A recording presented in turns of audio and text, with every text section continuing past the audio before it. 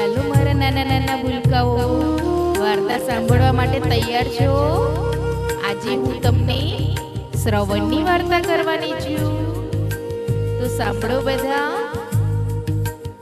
બ્રાહ્મણનો એક દીકરો હતો. તેનું નામ હતું શ્રવણ. શ્રવણના માતા પિતા આંખે અંધ હતા.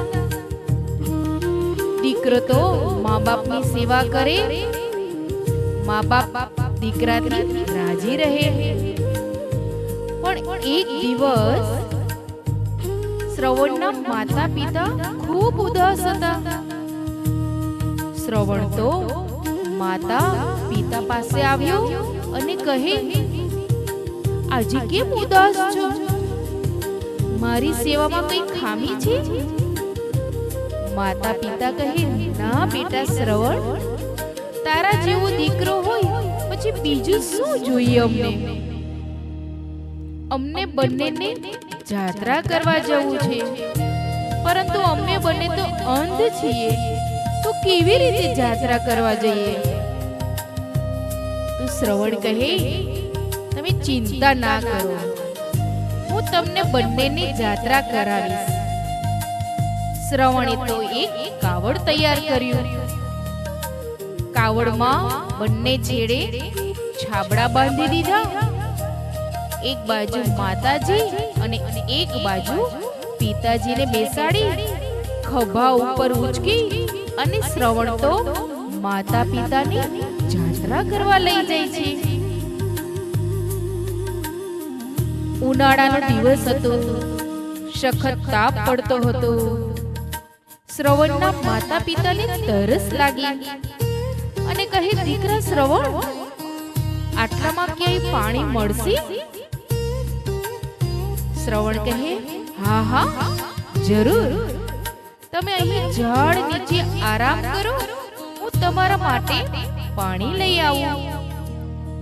શ્રવણ થોડે દૂર એક નદી હતી અને નદીમાં પાણી ભરવા માટે જાય છે. નદી પાસે ગયો.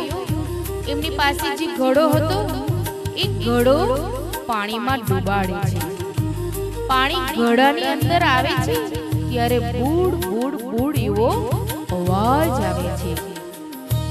એ જ સમયે અયોધ્યા નગરીના રાજા દશરથ રાજા શિકાર કરવા આવ્યા હતા. એમના કાને આ બૂડ બૂડ અવાજ સાંભળ્યો. એમને થયું, નક્કી અહીંયા કોઈ પ્રાણી પાણી પી રહ્યું લાગે છે. જે દિશા તરફ આવે છે એ દિશા તરફ હું મારું નિશાન તાકું. અને દશરથ રાજાએ તો પોતાના ધનુષમાંથી શનન કરતું તીર છોડ્યું અને એ બાણ શ્રવણને વાગ્યું.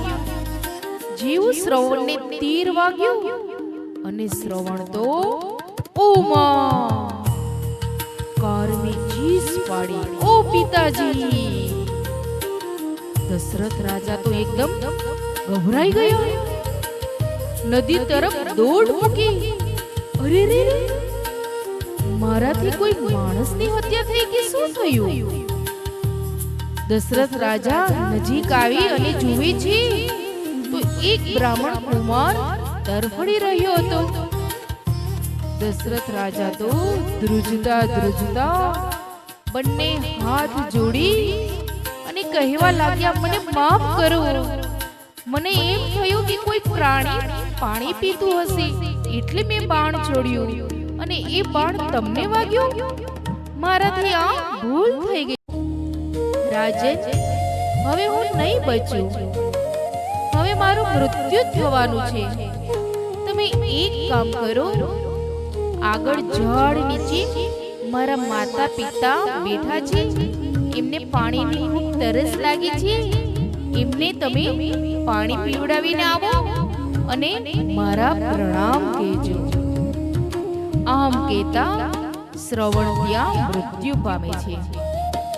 દશરથ રાજા તો ધ્રુજતા ધ્રુજતા પાણીનું ઘડું લઈ અને એમના માતા પિતા પાસે જાય છે અને કહે છે કે લો પાણી પી લો.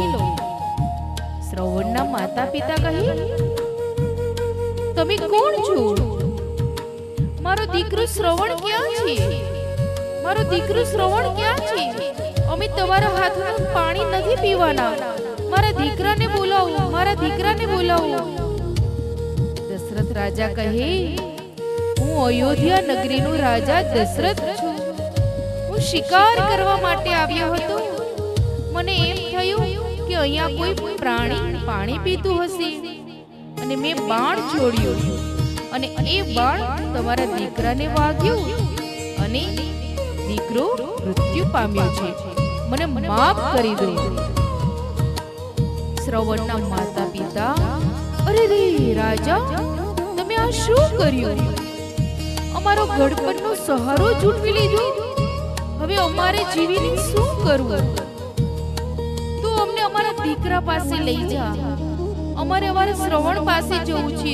અમને ત્યાં લઈ જા, અમને શ્રવણ પાસે લઈ જા. રાજા એ બંનેને શ્રવણ પાસે લઈ જાય છે. શ્રવણના માતા પિતા તો શ્રવણને પકડીને ખૂબ રડે છે, ખૂબ રડે છે. રડતા રડતા કહે, હે રાજા, અમારું જેમ તું પુત્ર વિયોગે ઝૂરી ઝૂરીને મોત થશે, એમ તારું પણ આ જ રીતે તું મૃત્યુ પામીશ. એટલું કહેતા કહેતા શ્રવણના માતા પિતા પણ મૃત્યુ પામે છે અને દશરથ રાજા ખૂબ દુખી થઈ જાય છે અને ખૂબ ધ્રુસકે ધ્રુસકે એ પણ રડે છે. વખત જતા દશરથનો પણ જ્યારે કાળનો સમય આવે છે ત્યારે તેઓ પણ એમના પુત્ર શ્રી રામના વિયોગથી ઝૂરી ઝૂરીને મૃત્યુ પામે છે. આજે પણ આપણે આકાશમાં શ્રવણના નામે એક નક્ષત્ર પ્રકાશે છે. આજે પણ આપણે શ્રવણને યાદ કરીએ છીએ. શ્રવણની પિતૃભક્તિ, માતૃભક્તિને આપણે યાદ કરીએ છીએ.